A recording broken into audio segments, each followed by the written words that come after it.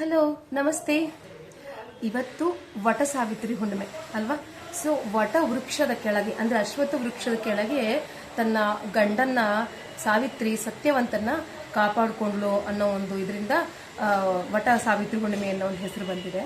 So ನಾವು ಸಾವಿತ್ರಿ ಹುಣ್ಣಿಮೆನ ಮಾಡೋ ಉದ್ದೇಶ ಏನಂದ್ರೆ ನಮ್ಮ ಧರ್ಮಗಳನ್ನ ಅಂದ್ರೆ ಒಂದು ಮುತ್ತೈದೆ ತನ್ನ ಗಂಡನ ಆಯುಷ್ ಜಾಸ್ತಿ ಆಗ್ಲಿ ಅಂತ, ತಮಗೆ ತಾವಿರೋಷ್ಟು ದಿನ ಕುಂಕುಮ ಭಾಗ್ಯ ಸಿಗ್ಲಿ ಅಂತ ನಾವು ಇದನ್ನ ಪೂಜೆ ಮಾಡ್ತೀವಿ. ಬಟ್ ನನ್ನ ಉದ್ದೇಶ ಏನಂತಂದ್ರೆ ನಾವು ಅಷ್ಟೊಂದು ನಮ್ಮ ಹಿರಿಯರು ಇವೆಲ್ಲವನ್ನು ಯಾಕಿಟ್ಟಿದ್ದಾರೆ ಅಂತಂದ್ರೆ ನಮ್ಮ ಧರ್ಮದ ಮಹತ್ವ ಗೊತ್ತಾಗ್ಲಿ ಅಂತ ಹೇಳ್ಬಿಟ್ಟು. ಸೊ ಇವಾಗ ದತ್ತಾತ್ರೇಯ ಇರುವವರ ಚರಿತ್ರೆಯೊಳಗೆ ಹೇಳ್ತಾರೆ, ಅವರವರ ಧರ್ಮ ಅವರವರಿಗೆ ಶ್ರೇಷ್ಠ ಅಂತ ಹೇಳ್ಬಿಟ್ಟು. ಸೊ ನಮ್ಮ ಧರ್ಮನ ನಾವು ಕಾಪಾಡ್ತಾ ಇರಬೇಕು ಅನ್ನೋದು ನನ್ನ ಒಂದು ಮಾತು ಅಷ್ಟೇ.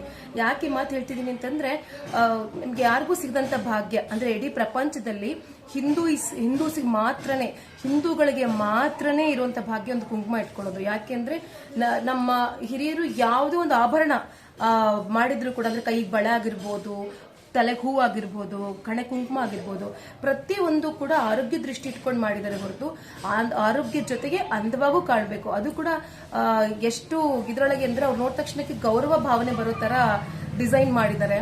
ಸೊ ಇವಾಗ ಕಾಲಕ್ಕೆ ತಕ್ಕಂಗೆ ಬದಲಾಗಿದ್ದೀವಿ, ನಿಜ ಒಪ್ಕೊಂತೀನಿ. ಆದ್ರೆ ಅಟ್ಲೀಸ್ಟ್ ಕುಂಕುಮನಾದ್ರೂ ಕೂಡ ಇಟ್ಕೊಂಡ್ರೆ ಚೆನ್ನಾಗಿರುತ್ತೆ. ಯಾಕಂದ್ರೆ ಕೆಲವರಿಗೆ ಕುಂಕುಮ ಕೂಡ ಇಡೋದಿಲ್ಲ, ಡ್ರೆಸ್ ಹಾಕೊಂಡ್ಬಿಡ್ತಾರೆ, ಡ್ರೆಸ್ಸಿಗೆ ಮ್ಯಾಚ್ ಆಗಲ್ಲ ಅಂತ ಹೇಳ್ಬಿಟ್ಟು.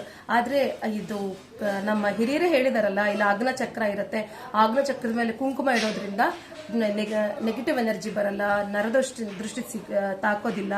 ಆಮೇಲೆ ನಮಗೆ ಹೊರಗಡೆ ಹೋದ್ರೂ ಕೂಡ ಎಲ್ಲ ಪಾಸಿಟಿವ್ ಆಗಿರುತ್ತೆ ಅನ್ನೋ ಉದ್ದೇಶದಿಂದ ಹಿಂದೂಗಳಂದ್ರೆ ಕುಂಕುಮ ಇಟ್ಕೊಳ್ಬೇಕು ಅಂತೇನೆ ನಮ್ಮ ಹಿರಿಯರು ಹೇಳಿದಾರಲ್ಲ. ಸೊ ಇನ್ನು ಕೈ ಬಳೆಗೊಂದು ಅರ್ಥ ಇದೆ, ಹೂವಿಗೂ ಒಂದು ಅರ್ಥ ಇದೆ.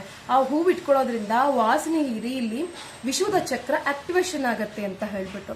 ಸೊ ಈಗ ಹಿಂದಿನವರೆಲ್ಲ ಮಾಡಿದ್ದನ್ನ ನಾವೀಗ ಹಳೆ ಕಾಲದ್ದು ಹಳ್ಳಿ ತರ, ಆಮೇಲೆ ಇದೆಲ್ಲ ಒಂದು ಬೋರಿಂಗು ಅಂತ ಹೇಳ್ಬಿಟ್ಟು ಎಲ್ಲ ಕೈ ಬಿಟ್ಕೊಳ್ತಾ ಹೋಗ್ತಿದೀವಲ್ಲ.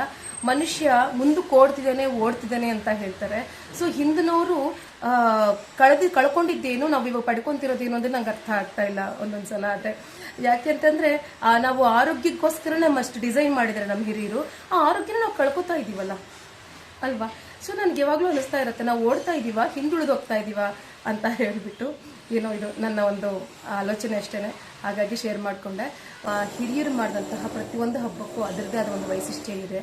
ಸೊ ಹಾಗಾಗಿ ನಮ್ಮ ದೊಡ್ಡವರು ಹೇಳಿದ ದಾರಿ ಒಳಗೆ ನಡೆಯೋಣ ಮತ್ತು ನಮ್ಮ ಧರ್ಮನ ಉಳಿಸೋಣ. ನಮ್ಮ ಅಟ್ಲೀಸ್ಟ್ ಏನು ಮಾಡಿದ್ರು ಕುಂಕುಮ ಮಾತ್ರ ಈಗಿನ ಹೆಣ್ಮಕ್ಳು ಇಟ್ಕೊಳ್ಳಿ ಅಂತಾನೆ ನನ್ನ ಆಸೆ. ಯಾಕೆಂದ್ರೆ ಯಾರು ಇಟ್ಕೊಳ್ತಾನೆ ಇಲ್ಲ. ನಾನು ಎಷ್ಟು ಸಲ ನೋಡಿದ್ದೀನಿ ಆ ವಿಷಯಕ್ಕೆ ಮಾತ್ರ. ನನಗೆ ನನ್ನ ಟೀಚರ್ ನಂಗೆ ಸಂಗೀತಕ್ಕೆ ಬರ್ತಿರ್ತಾರೆ ಸ್ಟೂಡೆಂಟ್ಸ್, ಅವರಿಗೂ ಹೇಳ್ತಿರ್ತೀನಿ, ನಮ್ಮ ಕುಂಕುಮ ಇಟ್ಕೊಳ್ರಿ, ನೀವು ಹಿಂದೂಗಳೇ ಅಲ್ಲ, ಯಾತಕ್ಕೆ ನಮ್ಮ ಧರ್ಮ ನಾವು ಕಾಪಾಡ್ಕೋಬೇಕಲ್ಲ ಅಂತ ಹೇಳ್ಬಿಟ್ಟು.